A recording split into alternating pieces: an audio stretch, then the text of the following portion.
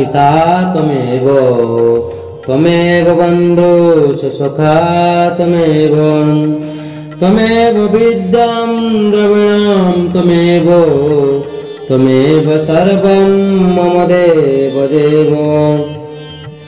श्री गरुड़ पुराण अध्याय 9 म्रियमाण कृत्य वर्णन।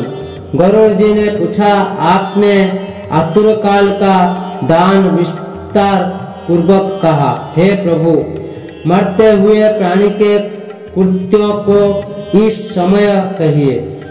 श्री भगवान ने उत्तर दिया, हे गरुड़, सुनो, देह त्याग कालीन उस विधान को मैं तुमसे कहता हूँ जिससे मरे हुए मनुष्य सद्गति प्राप्त करते हैं।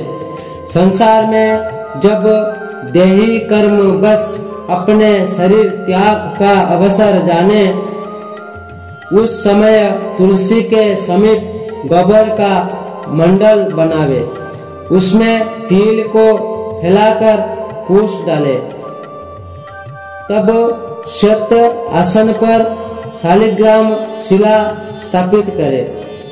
पाप, दोष और भयों को नाश करने वाली शालिग्राम की शिला है। उसके समीप मरने से प्राणी की निश्चय मुक्ति होती है। संसार के ताप को दूर करने वाली तुलसी के वृक्ष की छाया जहाँ पर विद्यमान है, वहाँ मरने से मुक्ति होती है। वह सब दानों से दुर्लभ है। जिसके घर में तुलसी का स्थान है, वह गृह तीर्थ रूप है। उसमें यम के दूत नहीं जाते हैं। जो तुलसी की मंजरी से युक्त हो प्राणी को छोड़ता है, जो तुलसी की मंजरी से युक्त हो प्राण को छोड़ता है, 100 करोड़ पाप से युक्त होने पर भी उस प्राणी को यम नहीं देख सकते हैं। तुलसी का दल मुख में रखकर तिल कुश के आसन पर मरा हुआ प्राणी पुत्रहीन होने पर भी निस्संदेह विष्णुलोक को जाता है।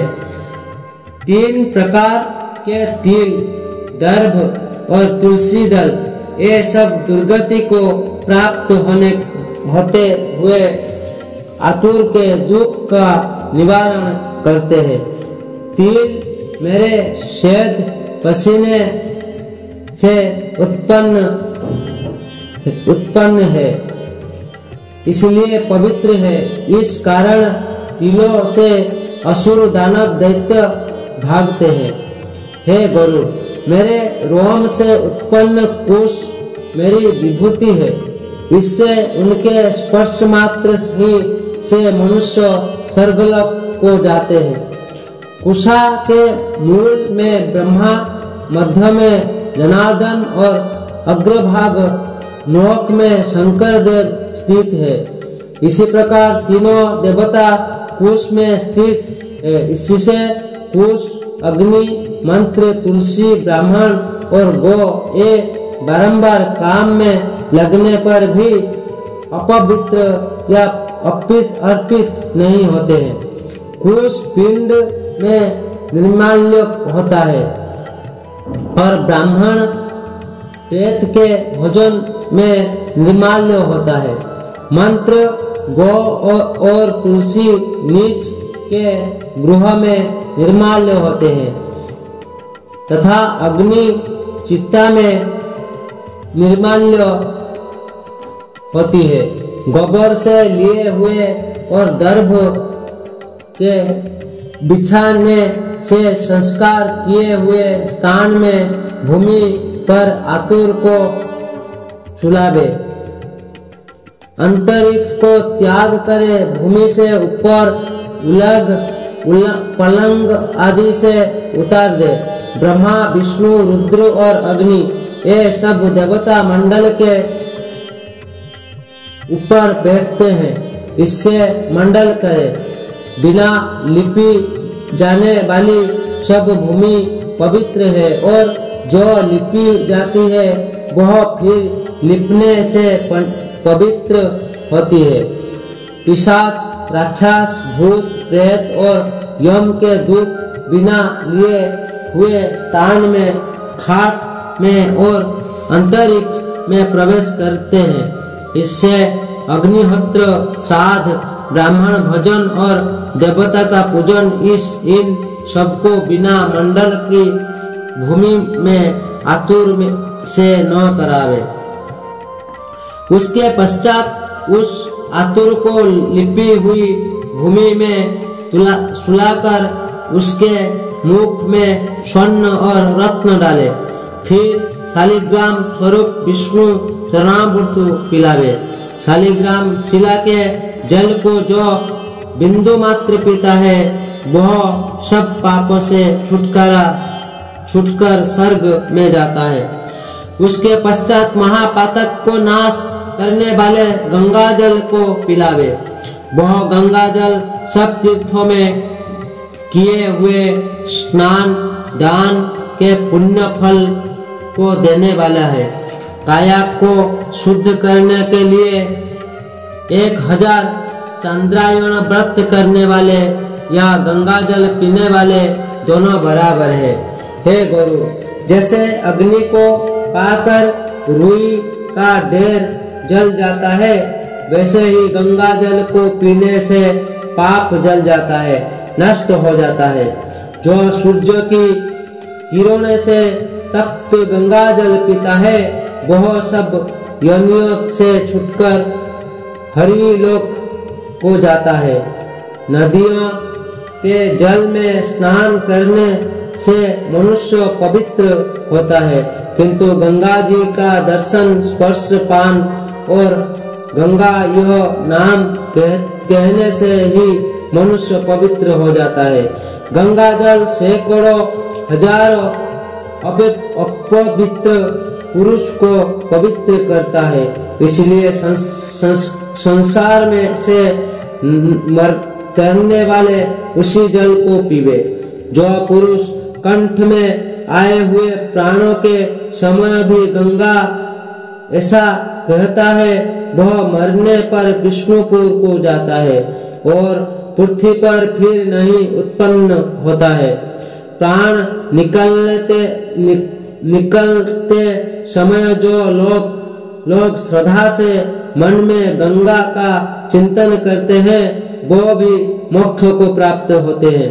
अतः गंगा जी का ध्यान और उन्हें नमस्कार करें। गंगा जल पीवे, उसके पश्चात मोक्ष देने वाले श्रीमद् भागवत की कथा सुने। श्रीमद् भागवत का एक श्लोक व आधा श्लोक अथवा चौथाई श्लोक जो अंत समय में पढ़ता है वह ब्रह्मलोक से कभी नहीं लौटता है। वेद तथा उपनिषद के पाठ से और शिव तथा विष्णु के स्तोत्र से ब्राह्मण, क्षत्रिय और वैश्य की मुक्ति मरने के पश्चात होती है। हे गरुड़, प्राणों की यात्रा के समय मरने अनशन व्रत करे और विरक्त द्विजो मात्र तो आतुर संन्यास लेवे। जो कंठ में आए हुए प्राण के समय भी मैंने संन्यास लिया है ऐसा कहता है वह मरकर विष्णुलोक को जाता है, भूमि पर फिर उत्पन्न नहीं होता है। इसी प्रकार आतुर कार्य किए हुए धर्मात्मा पुरुष के प्राण सुख से ऊपर के छिद्र द्वारा निकलते हैं। मुख, आंखों, नाक और दोनों कान इन 7 द्वार से होकर सुकृति लोगों जाते हैं, प्राण छोड़ते हैं और योगी लोग तालु के छिद्र से प्राण छोड़ते हैं।